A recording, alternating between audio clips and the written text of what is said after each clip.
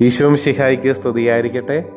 അപ്പസ്തോല പ്രവർത്തനങ്ങൾ 5-ാം അധ്യായം 29-ാം വാക്യം. പത്രോസും അപ്പസ്തോലന്മാരും പ്രതിവചിച്ചു, മനുഷ്യരെക്കാൾ ദൈവത്തെയാണ് അനുസരിക്കേണ്ടത്. സർവശക്തനും സകലത്തിന്റെ ഉടയവനുമായ ദൈവമേ, ഞങ്ങൾ നിന്നെ ആരാധിക്കുന്നു, സ്തുതിക്കുന്നു, നന്ദി പറയുന്നു. കർത്താവെ, ഈ ദിവസത്തെ ഓർത്ത്, ഇന്ന് നീ ഞങ്ങൾക്ക് നൽകിക്കൊണ്ടിരിക്കുന്ന അനുഗ്രഹങ്ങളെ ഓർത്ത് കർത്താവെ ഞങ്ങൾ നന്ദി പറയുന്നു.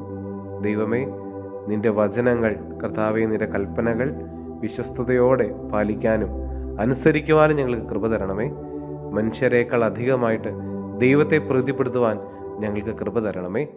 നമ്മുടെ കർത്താവ് ഈശോ മിശിഹായുടെ കൃപയും പിതാവായ ദൈവത്തിന്റെ സ്നേഹവും പരിശുദ്ധാത്മാവിന്റെ സഹവാസവും പരിശുദ്ധ അമ്മയുടെ മാധ്യസ്ഥ്യവും നാം എല്ലാവരോടും കൂടെ ഉണ്ടായിരിക്കട്ടെ, ഇപ്പോഴും എപ്പോഴും എന്നേക്കും.